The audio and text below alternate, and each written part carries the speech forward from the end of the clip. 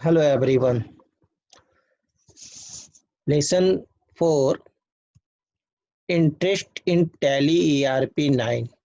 इस अध्याय में हम लोग टैली ईआरपी में इंटरेस्ट का कैलकुलेशन किस तरह से करते हैं वह देखेंगे। इंटरेस्ट का कैलकुलेशंस करने के लिए सीखने जा रहे हैं टैली में।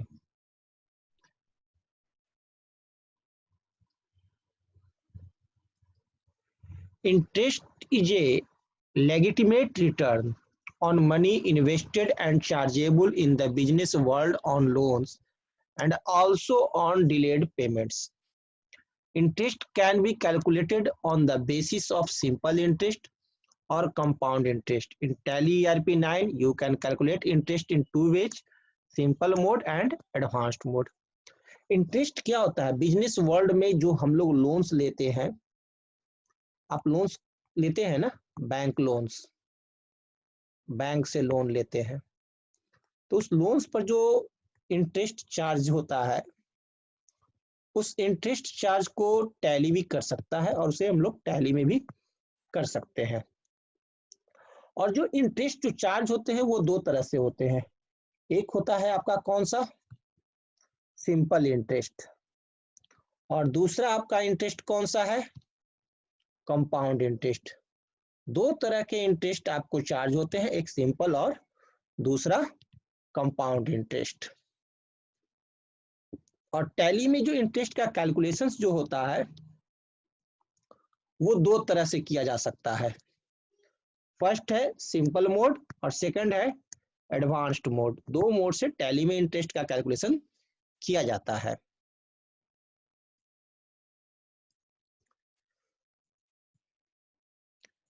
इंटरेस्ट स्टाइल्स, अब हम लोग देखते हैं इंटरेस्ट का क्या स्टाइल्स है और किस स्टाइल से इंटरेस्ट को रिकॉर्डिंग किया जाता है।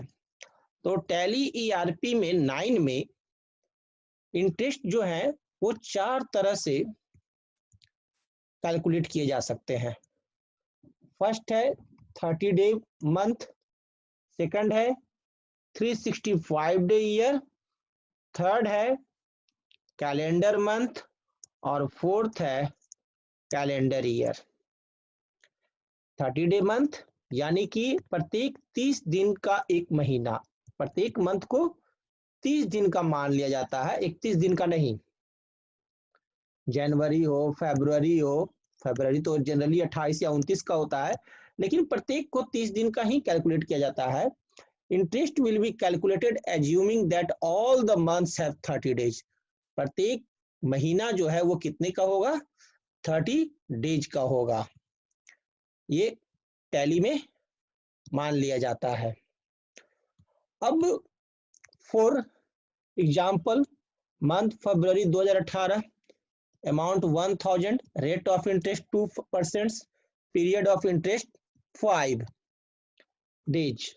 Interest amount will be 1000 Guna 5 by 30 into 2%, that is equal to 3.33।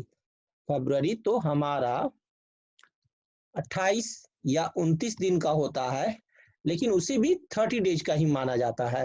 कोई महीना अगर 31 का है तो उसे भी 30 डेज का ही मान करके इंटरेस्ट कैलकुलेशन किया जाता है। तो वैसी स्थिति में लोग 30 डेज मंथ लेते हैं। नेक्स्ट है 365 डेज ईयर। 365 डेज ईयर, अब इसमें क्या है कि interest will be calculated assuming 365 day in a year. 365 दिन एक साल में होते हैं और वह मान करके 365 डे इन ए ईयर के रेट पर इंटरेस्ट लगता है। तीसरा होता है कैलेंडर मंथ, यानी जो महीना कैलेंडर में चलेगा उसी महीने के डेज के अनुसार माने जाएंगे।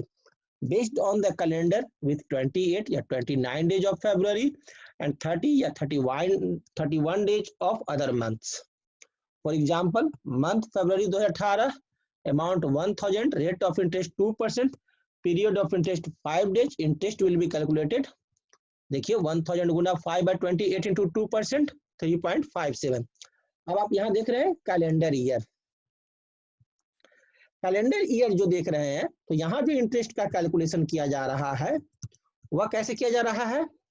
1000 पर इंटरेस्ट लग रहा है, तो कितना का 1000 पर इंटरेस्ट लगता है आपको, इंटरेस्ट का रेट है 5%, है ना। तो 1000 इंटू 5, और फरवरी महीने का इंटरेस्ट कैलकुलेशन किया जा रहा है। तो फरवरी महीने जो होते हैं वो कितने दिन के होते हैं, 28 डेज का। 28 दिन का यदि फरवरी महीना है तो 28 से डिवाइड होगा, तब इंटरेस्ट निकला 1000 इंटू 5/28। 5 दिन का इंटरेस्ट कैलकुलेट किया जा रहा है 28 के हिसाब से, रेट ऑफ इंटरेस्ट 2%, तो 2%। लेकिन यहाँ 30 डेज मंथ में क्या है, यहाँ हो जाता है 1000 गुना 5/30, जितना दिन होगा, गुना रेट ऑफ इंटरेस्ट 2%। ये डिफरेंस है, यहाँ पर 30 से डिवाइड हो रहा है और यहाँ 28 है, तो 28 अगर मंथ 31 का रहेगा तो 31 से डिवाइड होगा। तो ये जो कैलकुलेशन है ये हमें करना पड़ता है, ये टैली खुद से करके आपको प्रत्येक दिन के हिसाब से इंटरेस्ट निकाल देगा। और चौथा है calendar year, based on calendar year that is 365 days या 360 days, interest amount will be calculated. या कैलेंडर ईयर हो गया, कोई साल 365 दिन का होता है तो कोई साल 366 दिन का होता है, तो जितने दिन का होगा उसी के हिसाब से रेट ऑफ इंटरेस्ट निकालेगा। यानी रेट ऑफ इंटरेस्ट जो निकालने के जो तरीके हैं वो 4 तरीके हैं। फर्स्ट कौन सा है, 30 डे मंथ, सेकंड है 365 डे ईयर, थर्ड है कैलेंडर मंथ, और फोर्थ है कैलेंडर ईयर।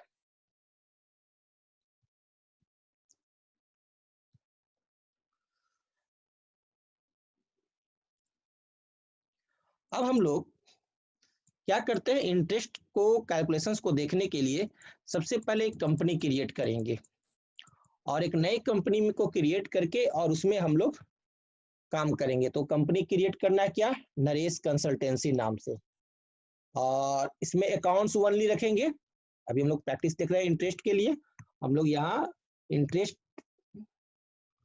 कैलकुलेशंस करना सीखने जा रहे हैं। तो आप क्या करेंगे कि एक नरेश कंसल्टेंसी नामक कंपनी बनाएंगे जिसमें कि अकाउंट्स ओनली एक्टिवेट रहेगा।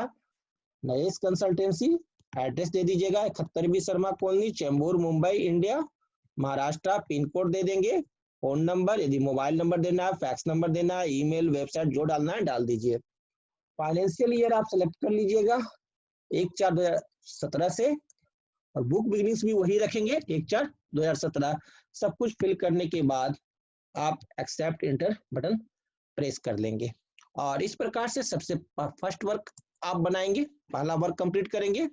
उसके बाद जब वर्क 1 कंप्लीट हो जाएगा तो आप क्या देखेंगे, to make your company accounts only करने के लिए हम लोग क्या करेंगे, F11 पर जाएंगे, फीचर्स और अकाउंटिंग फीचर्स में जाएंगे।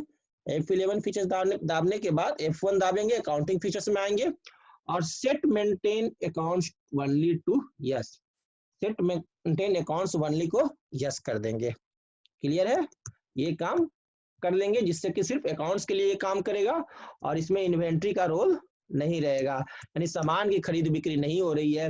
यानी ये जो कंपनी हम लोग बनाए हैं, यह कंपनी का काम क्या है, सर्विस डिलीवर करना। ये कंपनी सर्विस बेस्ड कंपनी है।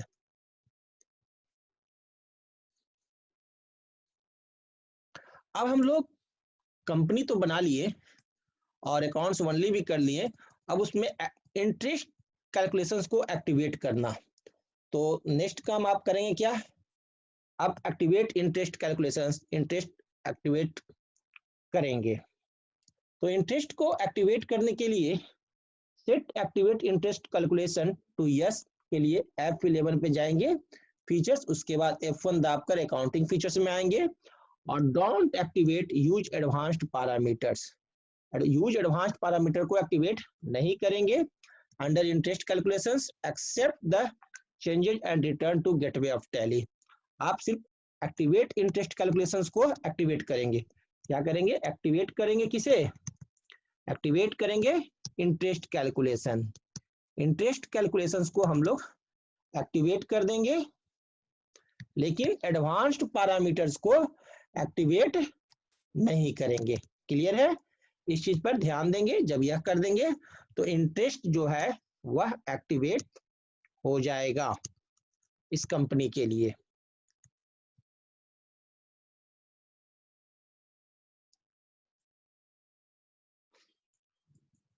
और उसके बाद सबसे पहले हम लोग सीखने जा रहे हैं interest calculations in simple mode.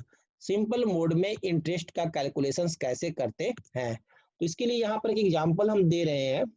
1/4/2017 Naresh consultancy raise bill of ₹50,000 on RE enterprises against bill number इतना। किस बिल नंबर के अगेंस्ट? इस बिल नंबर के against. Interest will be chargeable at 10% from date of invoice. और जिस दिन डेट बनेगा, date of invoice, जिस दिन इनवॉइस जनरेट होगा उसी दिन से रेट ऑफ इंटरेस्ट 10% कैलकुलेशंस होना शुरू हो जाएगा। क्लियर है? तो इसके लिए हम लोग को देख रहे हैं इस एग्जांपल में कि किस पर ये इंटरेस्ट कैलकुलेट होगा। ये कैलकुलेट होगा आरई इंटरप्राइजेज से। तो हम लोग एक आरई इंटरप्राइजेज का लेजर बना लेंगे। Name RE enterprises, under sundry debtors, maintain balance bill by bill, yes, और एक्टिवेट इंटरेस्ट कैलकुलेशन को यस कर लेंगे। समझ में आ रहा है ना? सारे काम सिंपल है, ये सिर्फ हम लोग यहाँ पर इंटरेस्ट कैलकुलेशन को एक्टिवेट कर रहे हैं। और यहाँ पर सबसे ज्यादा आप ध्यान देंगे अभी कि calculate interest transaction by transaction जो है इसे नो रखेंगे। क्लियर है? इसे नो रखेंगे और उसके बाद रेट ऑफ इंटरेस्ट में 10% ले लेंगे और 365 डे ईयर। उसके बाद पूछेगा इंटरेस्ट स्टाइल में कि 30 डे मंथ कि 365 day year, calendar month, calendar year. तो आप यहाँ सेलेक्ट करेंगे 365 डे ईयर। क्लियर है? ये जब हम लोग बना रहे हैं कब, ये हम लोग जो लेजर क्रिएट कर रहे हैं आरई इंटरप्राइजेज, उस दौरान जब हमारे को पूछता है एक्टिवेट इंटरेस्ट कैलकुलेशन, उसे जैसे ही यस करेंगे तो उसके बाद हमारे को ये ऑप्शन आएगा। जब यह ऑप्शन आएगा तो इसमें हम लोग calculate interest transaction by transaction को नो करेंगे, रेट ऑफ इंटरेस्ट 10% डालेंगे और 365 डे ईयर सेलेक्ट करेंगे और इंटर प्रेस करके एक्सेप्ट कर लेंगे। इस प्रकार से हम लोग आरई इंटरप्राइजेज एक ग्राहक है, उसका हमने लेजर बनाया और लेजर बना करके उसमें इंटरेस्ट को हम लोगों ने एक्टिवेट कर दिया। क्लियर है? और जिसमें इंटरेस्ट एक्टिवेट नहीं करना हो उसे हम लोग यहाँ नो सेलेक्ट करेंगे। और एक्टिवेट करने के बाद हम लोगों ने इंटरेस्ट को भी डिफाइन कर दिया कि 10% एनुअली 365 डे ईयर पर लगेगा। जब यह बना लेंगे तो उसके बाद सेकंड वर्क हम लोग करेंगे क्या कि लेजर क्रिएट करेंगे consultancy fee as fee, name consultancy fee, under sales account. Sales account में ये बना लेंगे क्योंकि ये कंपनी जो है वो कंसल्टेंसी फी चार्ज करती है ना।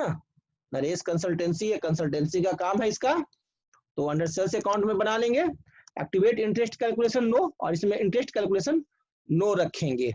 इंटरेस्ट कैलकुलेशन जो है वो सिर्फ आप डेटर्स या क्रेडिटर्स के लिए एक्टिवेट करते हैं, डेटर्स के लिए नहीं तो क्रेडिटर्स के लिए। किसके लिए एक्टिवेट करते हैं इंटरेस्ट कैलकुलेशन? डेटर्स नहीं तो क्रेडिटर्स ग्रुप के लिए, बाकी किसी के लिए नहीं। बाकी सब में हम लोग काम जैसे करते थे वैसे ही करेंगे। Press enter to accept ledger creation screen, और एक्सेप्ट करके हम लोग यह लेजर भी बना लेंगे कंसल्टेंसी फी का। और ये ध्यान देंगे कि मेक श्योर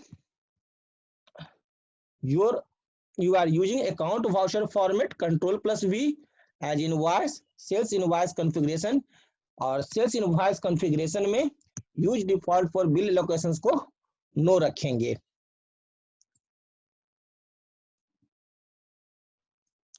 और उसके बाद हम लोग ट्रांजैक्शंस करने जाएंगे सेल्स वाउचर में। तो चलिए अब हम लोगों ने ये जो देखा है इस काम को पहले हम लोग कर लेते हैं टैली में, है ना। तो हम लोग चलेंगे टैली में, और टैली में जाकर हमको क्या क्या करना है। मेरे को पहला तो काम करना है क्या, एक कंपनी क्रिएट करना है। दूसरा काम करना है लेजर डेटर्स का क्रिएट करना है, और उसमें आपको एक्टिवेट करना है interest according to the parameter में जो सेट किया जाएगा। और तीसरा हम लोग सेल्स के अंडर में एक अपना लेजर बना लेंगे, जिस चीज का हम लोग काम करते हैं, क्या चीज का, कंसल्टेंसी का। तो कंसल्टेंसी के रिगार्डिंग एक लेजर भी बना लेंगे कंसल्टेंसी फी का, और उसके बाद फिर हम लोग एंट्री का काम करेंगे। Thank you.